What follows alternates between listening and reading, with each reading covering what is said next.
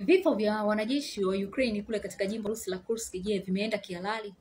Lakini pia silaha, pesa zimeenda kihalali ambazo Ukraine amepewa na nchi za magharibi kwa ajili ya kuingia katika jimbo la Warusi la Kursk.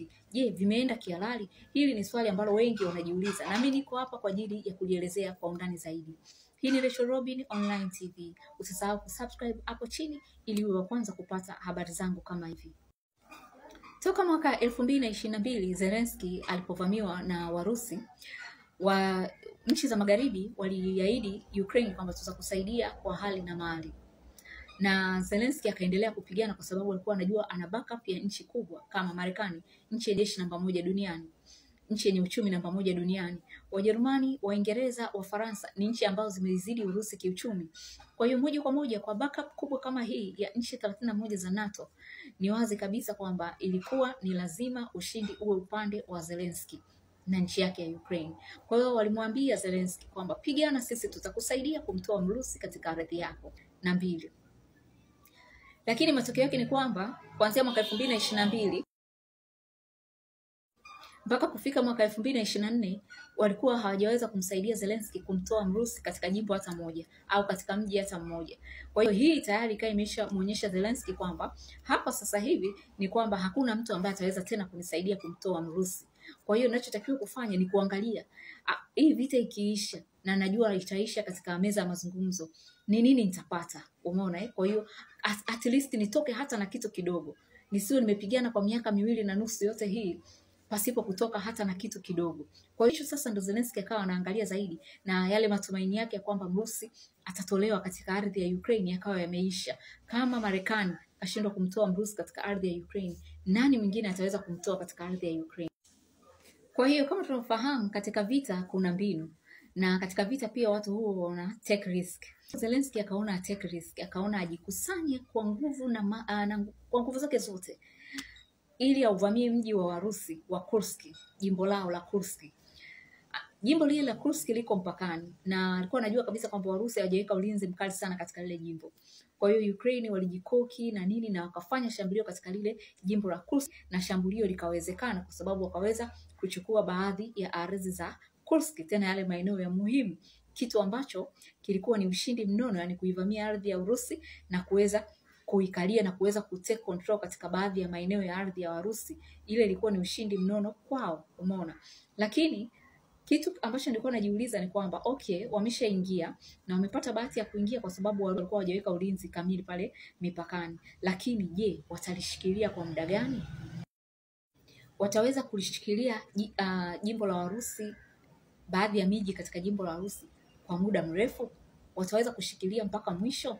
Hili ni swali ambalo watu wengi walikuwa wanajiuliza, na hata wao pia hili ni swali ambalo pengine walikuwa wanajiuliza, na hii ikawafanya sasa wawekeze nguvu zao karibu zote katika ardhi ile ya Kursk ya Warusi, kwa sababu in case kwamba wasingewekeza nguvu sana alafu wakapigwa, basi ingekuwa wamekula hasara. Kwa hiyo wakajiwekeza nguvu zao zote, na moja ya vitu ambao waliamini ni kwamba tukiingia katika eneo la Warusi, Warusi wanathamini sana ardhi yao, ni wazi watatoa vikosi vingine ndani ya Ukraine kuja kupambania ardhi yao. Kwa bahati mbaya, hili halikwenda kama vile walivyopanga wa Ukraine na washirika wao, kwa sababu Warusi hawakuhamisha vikosi vyao katika maeneo ya Ukraine. Kwa hiyo wa Ukraine walipunguza nguvu katika maeneo yao kushikilia jimbo la Warusi, lakini Warusi hawakutoa nguvu yao katika maeneo ya Ukraine.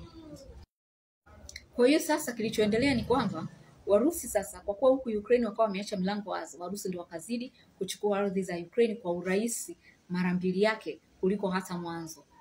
Umeona? Alafu kule kwa jimbo la Warusi la Kursk wakawa wamelegalega, wamewaacha wa Ukraine wakawa wanaendelea bado kutamba.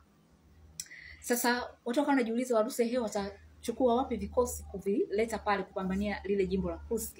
Ndani ya Urusi kuna jimbo la Chechnya, na wale wa Chechnya wana kipaji cha kupigana toka miaka 1800. Kwa hiyo wale wa Chechnya sasa wana kikosi chao kinaitwa Bakhmut chini ya Ramzan Kadyrov, wakapewa ile kazi ya kwenda kupambania lile jimbo la Kursk.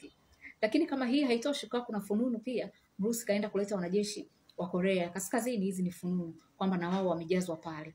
Of course wanajeshi wa Korea Kaskazini huwezi kuwategemea sana, kwa sababu hawajapigana vita toka miaka ya 50, ndio vita yao ya mwisho. Na hawa wanajeshi ni toleo jipya vijana. Wale waliopigana vita miaka 50 tayari wameshakuwa watu wazima, si wanajeshi tena. Kwa hiyo hawa wanajeshi toleo jipya la Korea Kaskazini hawajawahi kuingia vitani kabisa. Kwa hiyo ni watu wasiokuwa na wanajeshi wasiokuwa na uzoefu. Kwa hiyo ni ukiwachukua unaenda kuwapa mafunzo kidogo na kuwaweka mstari wa mbele, kama wanaenda na wenyewe kufanya mazoezi na kupata uzoefu. Umeona? Lakini pia hawajui Kirusi. Labda wachache ndo wanajua Kirusi kwa sababu Warusi na Korea Kaskazini wana muingiliano. Lakini hawa ni vijana toleo jipya kama nilivyosema. Kwa hiyo obviously wengi watakuwa hawafahamu Kirusi. Umeona? Lakini pia hawajui kutumia silaha za Warusi wengi wao. Umeona? Kwa hiyo inabidi uanze kuwafundisha na nini. Kwa hiyo walikuwa si wa kuwategemea sana, lakini watakusaidia kuchelewesha mambo ukiwapanga katika mstari wa mbele. Kwa hiyo na ikawa ni win-win situation kwa Kim Jong Un na kwa Mrusi kama ni kweli haya yametokea. Kim Jong Un kafurahia kwamba wanajeshi wake wataenda kupata uzoefu kamili katika uwanja wa vita, lakini pia Kim Jong Un anafurahia kwamba ninavyofanya hivi ndio na mimi nitazidi kupata kuwa na ukaribu na Warusi na kupata teknolojia za Warusi. Na Mrusi naye kafurahia, nimepata wanajeshi nitakaoenda kuwapanga mstari wa mbele. Umeona? Kwa hiyo ikawa ndio hivyo. Warusi wanao wanajeshi wengine wako ndani ya Urusi ambao hawapigani vita. Wale wamewekwa akiba kwa ajili ya kusubiri vita kuu ya 3 ya dunia au vita ya NATO. Kwa hiyo wamewajaza wanajeshi wengi sana akiba nyumbani, tofauti na wale walioko Ukraine. Kwa hiyo wa Ukraine hawakuwatoa, wa nyumbani hawakuwatoa, kawajaza wengine kutoka Chechnya na kutoka Korea Kaskazini kama anavyotuhumiwa. Kwa hiyo kwa kuwa hii ni vita na alishtukizwa kuvamiwa Kursk, ikamchukua miezi kadhaa kuweza kuorganize mambo yote haya, kwa sababu hapo unahitaji bajeti, unahitaji hao wanajeshi, unahitaji hiki, miezi kadhaa. Na baada ya kujikamilisha, kwa hiyo akaanza kukomboa jimbo lake na sasa hivi liko mkononi mwake kwa asilimia kubwa sana. Umeona? Kwa hiyo kwa sasa hivi kule Kursk wa Ukraine hawezi kupategemea tena. Kwa hiyo kwa lugha nyepesi tunasema kwamba washirika wa Ukraine, nchi za Ulaya Magharibi na Marekani waliwekeza sana na wenyewe pale Kursk. Walimpa silaha za maana kabisa kwa ajili ya pale Kursk. Kwa hiyo wote wameshindwa kumsaidia Ukraine kuendelea kulishikilia jimbo lile la Kursk, baadhi ya ardhi ya jimbo la Kursk. Umeona mpaka sasa. Kwa hiyo maana yake ni kwamba nguvu aliyoiwekeza Zelensky na washirika wake pale Kursk sasa hivi imekuwa kama imepotea bure, kwa sababu Mrusi anapakomboa. Lakini pia kitendo cha wao kuweka nguvu kubwa zaidi kule Kursk kumewafanya kama hivyo nilisema Warusi wazidi kuchukua maeneo yao ya Ukraine. Kwa hiyo wamepoteza jimbo la Kursk, lakini pia wamezidi kupoteza miji yao ya Ukraine. Maana yake ni kwamba vifo vya wanajeshi walioenda kuifia Kursk kwa sababu ya Ukraine vimekwenda bure, ndo maana yake. Umeona? Je, maamuzi aliyochukua Ukraine yalikuwa ni mabaya? Katika vita kuna mikakati, kuna mbinu mbalimbali, mtu unajaribu bahati yako. Umeona? Vita ni kama biashara, unaweka mtaji alafu hujui kama utarudi, faida itarudi au vipi, na vita ndio hivyo hivyo. Kwa Zelensky kufanya jaribio lile, alifanya kitu kizuri kwa sababu alikuwa anaangalia kila mbinu ya kuweza kujinasua. Kwa bahati mbaya, mbinu hii sasa haikuweza kuendana na haikuweza kufanikiwa. Lakini katika vita kila mtu anaangalia mbinu mbalimbali za kuweza kujinasua kutoka kwa adui. Umeona? Kwa hiyo hatuwezi kumlaumu kwa mbinu ambayo ameiangalia, sema tu kwa bahati mbaya hii mbinu haikuweza kumnasua. Unaona?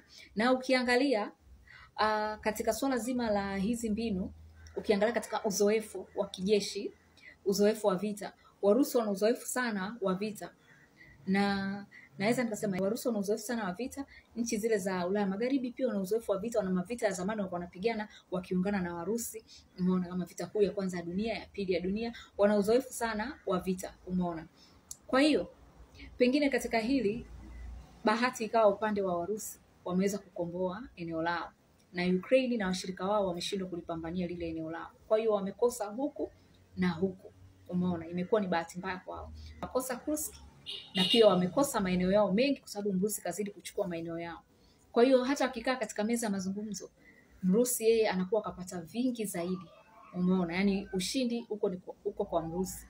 Kwa hiyo kwa hiyo naweza nikasema wanajeshi wa Ukraine waliofia Kursk ni simanzi, kwa sababu wamekufa pasipo kuweza wamekufa bure, kwa sababu